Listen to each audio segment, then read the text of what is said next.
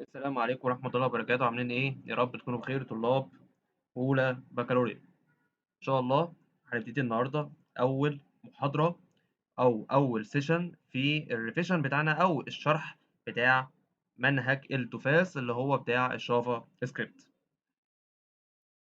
بداية المنهج بتاعك هو بيتكلم على الهايبر تكست ماركب لانجوج، بيتكلم معاك على حاجة اسمها HTML. بيتكلم معاك على إيه؟ قالك بيتكلم معاك على HTML. تمام. فانت طبعا عندك هنا الاتش هي اختصار لكلمه هايبر، والتي هي اختصار لكلمه تكست، والام هي اختصار لكلمه ماركب، والال هي اختصار لكلمه ايه؟ اختصار لكلمه لانجوج. طب هو هنا ليه احنا بنبتدي ب HTML مع ان اصلا تمام احنا المفروض المنهج بتاعنا بيتكلم على جافا سكريبت؟ لا، ما هو انا هنا تمام لازم ابتدي معاك ب HTML لان هي بدايه اي موقع. انت اي موقع عشان تعمله لازم ايه؟ تعمله ب HTML. فبيقول لك ان ال HTML هي اختصار ل هايبر تكست ماركب لانجوج. تمام. قال لك تستخدم لبناء الهيكل الاساسي. قال لك ده الاساس بتاع اي موقع. تمام. ده الاستراكشر بتاع اي موقع، ده حجر الاساس لاي موقع. لايه بقى؟ قال لك لصفحات الويب. طب هو الهيكل ده ممكن يبقى ايه؟ قال لك اي هيكل بيتكون من صور، او اي موقع بيتكون من صور. انا اي موقع لازم احط فيه جدول، انا اي موقع لازم احط لك فيه قائمه، انا اي موقع طبعا فيه نصوص، انا مش هعمل لك موقع الكتروني من غير نصوص. تمام. ف HTML هي اختصار ليه؟ قال لك HTML هي اختصار لهايبر تكست ماركت لانجوج، تستخدم لبناء ايه؟ الهيكل بتاع صفحه الويب. طب هو اي موقع الكتروني بيتكون من ايه؟ قال لك اي موقع الكتروني مهما كان هو ايه، لازم يكون فيه صور، لازم يكون فيه جدول، لازم يكون فيه قائمه، لازم يكون فيه ايه؟ نصوص. نمسك بقى اول تاج واول اوردر عندي في الكود بتاعي، علامه النص اللي هي التكست تاج. قال لك انا دلوقتي عشان اعمل نص، النص ده بيتقسم عندي لحاجتين: يا بعمل لك نصوص او بعمل لك فقرات، يا باحط لك عناوين. عنوان، ماشي. هو أنت دلوقتي عشان تكتب أي باراجراف مش لازم أنت الأول بتحط له عنوان؟ بتحط عنوان. قال لك العنوان دوّة بيبتدي عندي من الH1 لحد الH6. يعني بيبتدي عندي من H1 لحد إيه؟ لحد الH6. يعني يبقى أنا كده عندي H2 وعندي H3 وعندي H4 وعندي H5 وعندي H6. قال لك بقى إن الH1 دوّة هو أكبر حجم في العنوان. يبقى أنت هنا لو أنت عايز تعمل عنوان يبقى حجمه كبير تستخدم H1، عايز تعمل عنوان حجمه صغير تستخدم إيه؟ الH6. يبقى أصغر حجم عندي الH6، أصغر حجم عندي الH6، أما الH1 هو أكبر عنوان عندي. تمام؟ والH1 باسميه العنوان الرئيسي. يبقى الH1 باسميه إيه؟ قال لك الH1 باسميه العنوان الرئيسي. كلمة الH جاية من اختصار لحاجة اسمها heading. يبقى الH جاية منين؟ قال لك الH جاية من الheading. طب أنا دلوقتي عايز أعمل فقرة، قال لك عايز تعمل فقرة وعايز تعمل نصوص بتستخدم إيه؟ بتستخدم الباراجراف، ماشي، اللي هي الB، ماشي، واختصارها باراجراف. اختصارها إيه؟ قال لك اختصارها هنا باراجراف. تمام. فقال لك هنا انا عندي هنا H1 اهو، كتبت لك H1 قلت لك ايه؟ ويلكم تو ماي ويب سايت، اهلا بيك في الموقع بتاعي، ماشي، اللي هو هنا ايه؟ وقفلت هنا التاج بتاع ال H1. فتحت لك هنا تاج البي. تمام. اقول لك this is a paragraph about ايه؟ about البروجرامينج، وده هنا ايه؟ البي بتاعتي. طب تعالى كده نجربها كايه؟ ككود. تمام، نجربها ايه؟ ككود. نفتح كده النوت باد بتاعتي. كتبت لك هنا اهو، اول حاجه بكتب HTML، بعد كده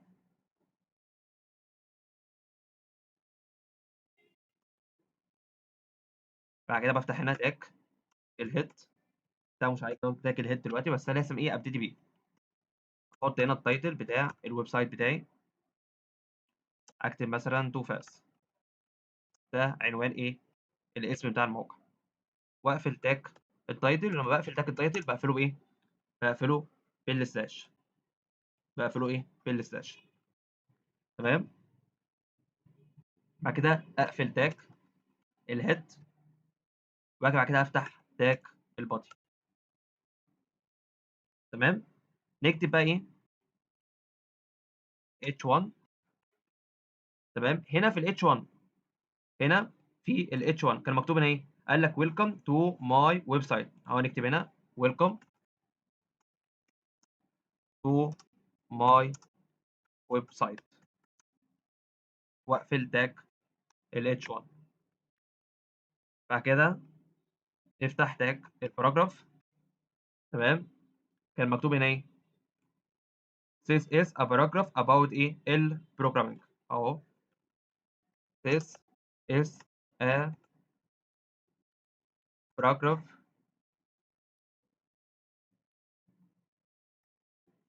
about البروجرامينج.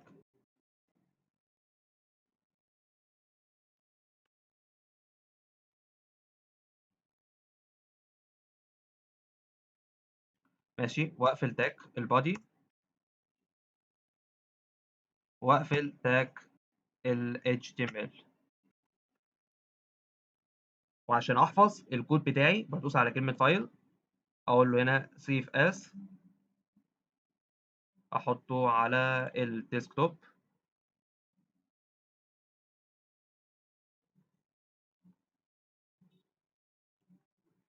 احطه على الفلاشه بتاعتي. ماشي. واسميه هنا توفاس HTML.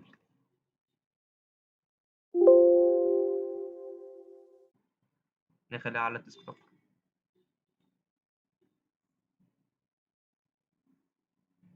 اهو. لو تلاحظ هنا ده كده الصفحه بتاعتي. هنا مكتوب هنا ايه؟ مكتوب هنا توفاس. اتي هنا العنوان الرئيسي بتاعي ويلكم تو ماي ويب سايت، ماشي، بحجم كبير. وهنا ايه؟ الباراجراف بتاعي. طب تعالى نكتب هنا ب اتش 6. نكتب ايه؟ اتش 6. اهو اتش 6. ماشي. ناخد هنا ويلكم تو ماي ويب سايت، اخدها كوبي، واجي هنا اعملها ايه؟ اعملها باست. وهنا اتش 6. تمام. نعمل سيف، نفتح الموقع، نعمل ريفرش. بص تلاحظ ايه؟ تلاحظ ان ويلكم تو ماي ويب سايت اتكتب هنا ايه؟ بخط صغير. طب ما تيجي نجرب مثلا اتش 3. ناخد المتوسط كده اللي هو الايه؟ الاتش اتش 3. تمام. اهو. ناخد هنا ويلكم تو ماي ويب سايت، كوبي، ماشي، واعمل كنترول في عشان اعمل باست.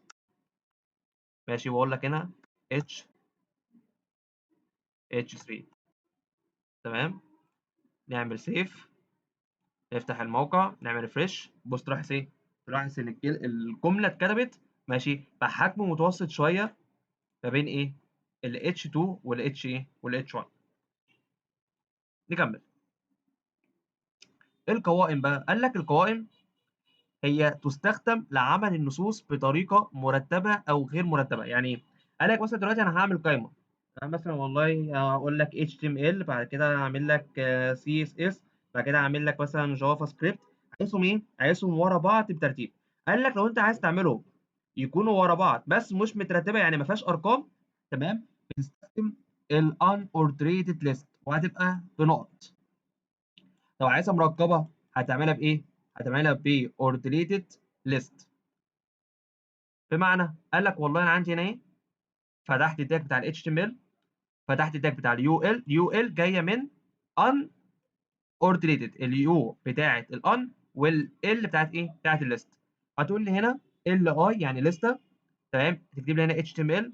بعد كده قلت لك هنا فتحت تاج تاني كتبت لك سي اس اس، فتحت لك تاج الليسته كتبت لك جافا سكريبت، وقفلت التاج بتاع الان اوردينيت ليست. تمام. طب ده شكله عباره عن ازاي؟ تعالى نكتبه في الكود. اول حاجه بتتكتب ايه؟ قال لك انت اول حاجه بتكتبها اليو ال عشان تعرفه ان انت هتعمل ايه؟ هتعمل قائمه، هتعمل قايمه.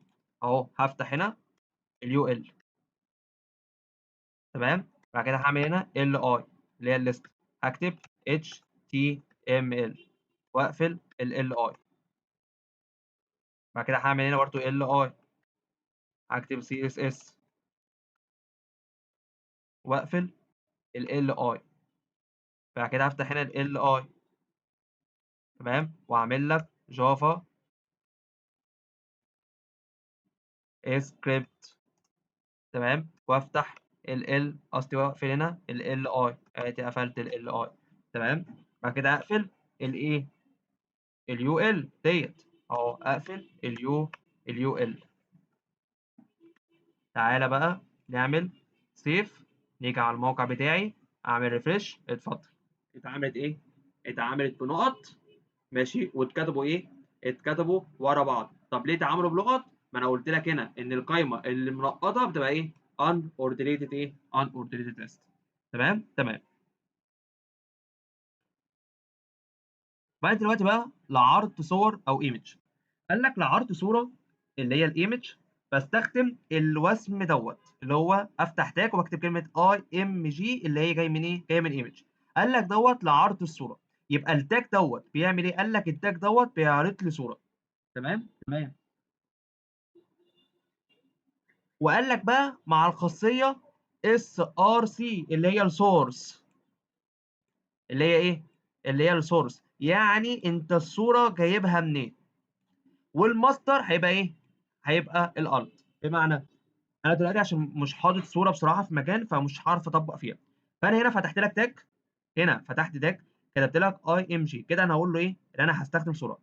قلت لك SRC اللي هو السورس، فتحت علامه تنصيص اهو، ده اسم الصوره، ده اسمها تمام. طب الت اللي هو النص البديل اللي هو الكامري لوجو. يعني ايه كامري لوجو؟ قال لك لما تجيب الماوس تحطه كده على الصوره يظهر لك كلمه ايه؟ كامري لوجو. وقلت لك هنا قفلت عمليه تنصيص، كتبت لك ان الويكس 200. يعني ايه بقى الويكس 200؟ قال لك والله انا هنا عايز احط الصوره يبقى عرضها 200، يعني تاخد حته كده تاخد عرض من الصفحه مقدارها 200. طبعا الويكس دوت وحدته البكسل، يبقى دي اسمها ايه؟ دي اسمها 200 بكسل. دي اسمها ايه؟ دي اسمها 200 بكسل. وطبعا كل ما البكسل بتاعك زاد كل ما الجوده عندك هتزيد. تمام. كده احنا خدنا ايه؟ كده لحد دلوقتي اخدنا يعني ايه HTML ماشي، اخدنا علامه النص، اخدنا القوائم تمام، وقلنا ان القايمه نوعين، عندي قايمه بنقطه وعندي قايمه مرقمه يعني هتبقى 1 2 3، واخدنا عرض الصوره لو انا عايز اعرض صور هعمل ازاي. التعليقات بقى، قال لك في الكومنت. يعني ايه تعليقات؟ قال لك التعليقات ديت بالنسبه لي ما هي الا نوتس. هي عباره عن ايه؟ هي عباره عن ملحوظه ماشي، انا بحطها ليا بتساعدني بعد كده لما اجي استخدم ايه؟ الكود. قال لك في HTML، في HTML تستخدم الكومنت لكتابه ايه؟ لكتابه الملاحظات داخل الكود. بمعنى والله مثلا انا عايز اعرف نفسي، هو انا لو استخدمت الكود دوت انا استخدمته ليه؟ عشان لما ارجع للكود في اي وقت ابقى انا عارف انا ليه كتبت الحته ديت. بس خلي بالك في شرط. ايه هو بقى الشرط؟ قال لك لا تظهر للمستخدم، يعني انت حضرتك مش بتشوفها، المستخدم مش بيشوفها، انت كمستخدم مش بتشوفها، بس المبرمج اللي هو انا بيشوفه. دي تخص ايه؟ تخص المبرمج بس. طب انا دلوقتي يا هندسه عايز اكتب كومنت، اكتبه ازاي؟ اقول لك الكومنت بيتكتب، افتح تاج واحط علامه تعقب، اكتب اي حاجه انت عايزها واقفل التاج تاني. طب هنا ايه هي فايده التاج او ايه فايده التعليقات للمبرمج؟ قال لك اول حاجه توضيح وظيفه جزء من الكود. انا كتبت حته من الكود عايز اعرف انا كتبتها ليه، انا رجعت للكود دوت بعد 15 يوم اكيد هنسى، فلما هشوفه واقراه انا هفتكر انا ليه كتبت الكود دوت. قال لك تنظيم الكود ليسهل فهمه لاحقا، عشان برضه لما تيجي بعد كده قدام شويه ماشي ترجع للكود تعرف انت ليه عملت الحاجه ديت. ومساعده المبرمجين الاخرين على فهم الصفحه، وهو بقى الباك اند ديفلوبر. بص يا باشا، اللي بيكتب HTML هو الفرونت اند ديفلوبر، هو مهندس الفرونت اند تمام، اللي هو مهندس الواجهه الاماميه اللي هو بيعمل لك ماشي التصميم اللي انت بتشوفه. فانا دلوقتي عايز اعمل الباك اند. الباك اند دوت اللي هو شغل الداتا بيس بقى الحاجات دي كلها، ده بيعملها واحد اسمه باك اند ديفلوبر تمام. هو اكيد طبعا مش عارف انت عملت ايه، هو ما كانش قاعد معاك، فلما يشوف الكومنت يعرف انت لسه استخدمت الحته دي كلها عشان هو يعرف ايه، عشان هو يعرف يشتغل. طب تعالى نكتب ايه كومنت. بص بقى هنا، اعتبر لما انا اجيب لك الصفحه ديت انت اليوزر، انت ايه، انت اليوزر، انت المستخدم، اما انا هستخدم دوت، يبقى انا ايه، انا المبرمج، انا اللي هكتب الاكواد ديت. تعالى نكتب كومنت، اقول له والله انا هكتب هنا اهو كومنت، وافتح علامه تنصيص، تمام، والله امتحان التفاس في الاسكندريه، عشان انا مدرس في اسكندريه، تمام، هيبقى يوم 11 ابريل، واقفل التاج.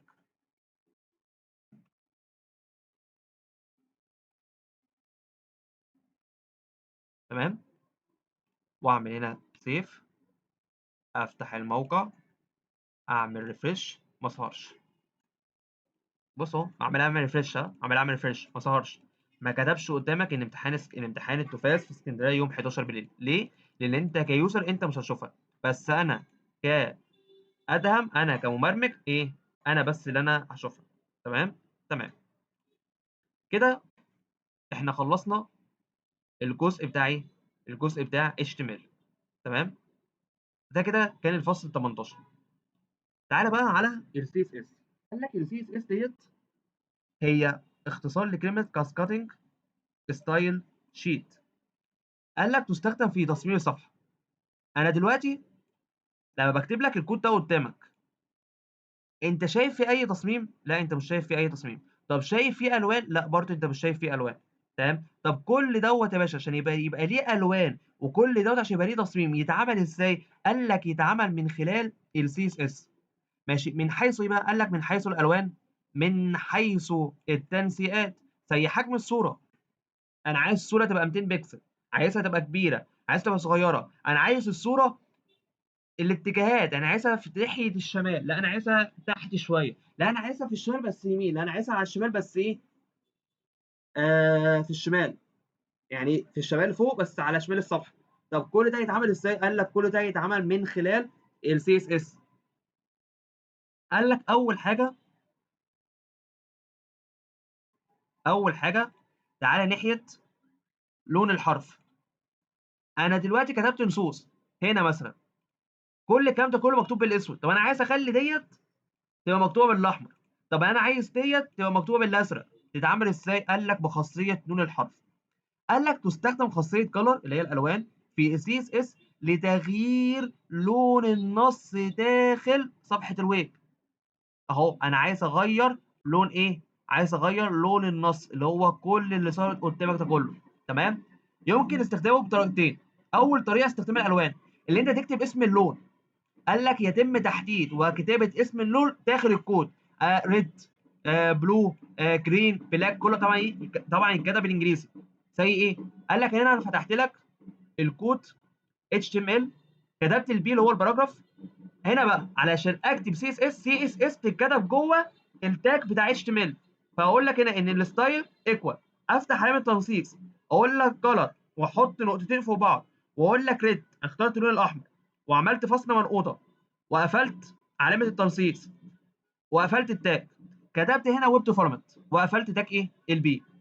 جيت هنا قلت لك كتبت H1 هعمل عنوان رئيسي، عنوان كبير، اقول لك هنا ان الستايل ايكوال، فتحت علامه تنصيص، اقول لك كلر نقطتين فوق بعض بلو، اعمل فاصله منقوطه، واحط لك ايه، اقفل علامه التنصيص. طب هنا بقى الناتج دوت يبقى عامل ازاي؟ قال لك والله اول كود دوت اللي هو ده، انا كتبت لك ويب ديفلوبمنت. ويب ديفلوبمنت انا قايل لك اللون ايه، قايل لك اللون احمر، قال لك هيظهر معاك بالشكل دوت باللون الاحمر.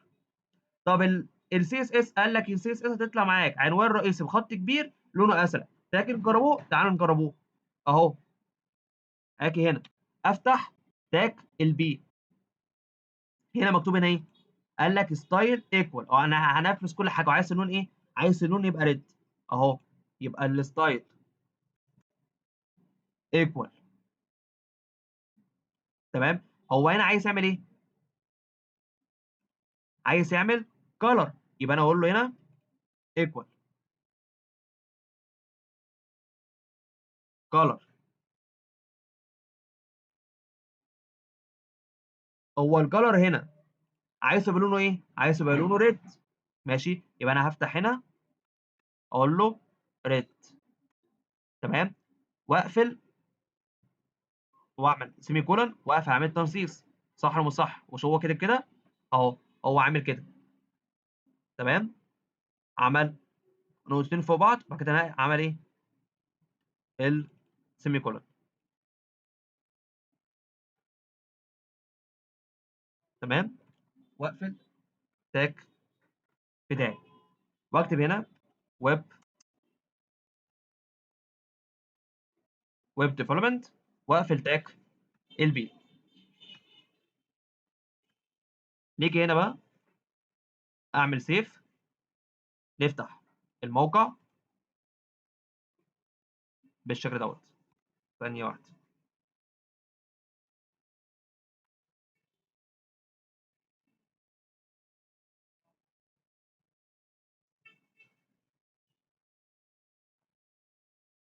هو هنا النت معلق شويه معايا، تمام، علشان كده الكود هنا ما اتظبطش قوي، بس هو عموما هيطلع معاك بالشكل دوت. يعني انت ممكن تجربها عندك في البرنامج، او اقول لك اسم البرنامج، حطه حتى عندك على الموبايل. اول ما تعملها هتلاقي النون ظهر معاك ايه؟ باللون الاحمر. طب هنا بقى في طريقه ثانيه اسمها استخدام الاكواد. كل كود بيبقى له لون، انت مش عليك تحفظ الالوان كلها. ماشي، هي اصلا بتبقى موجوده في الابلكيشن، بس انا النت لو كان هنا مظبوط معايا كنت وريتها لك. فبيقول لك هنا مثل الاكواد السداسيه اللي هي الهكس كود. تمام، عارف انت في الترم الاولاني لما كنا بناخد التحويل من الثنائي للعشري من العشري للثنائي، هنا بقى انا عندي حاجه اسمها السداسي. اقول لك HTML عادي جدا واكتب الكود عادي جدا مفيش اي مشكله، بس هنا بقى مكان ما كتبت اللون كتبت الكود بتاعه. ماشي، فالكود دوت ده بتاع اللون الازرق، عشان كده طلع معايا هنا ايه؟ الاوتبوت باللون الازرق. ده كده لو من ناحيه ايه؟ الالوان. تعالى بقى على سماكه وحجم الحروف. انا بقى عايز الحرف بتاعي يبقى تخين، انا عايزه يبقى رفيع، عايزه يبقى مايل. قال لك من الخصائص المهمه جدا في CSS حكايه سماكه وحجم الحروف مهمه جدا.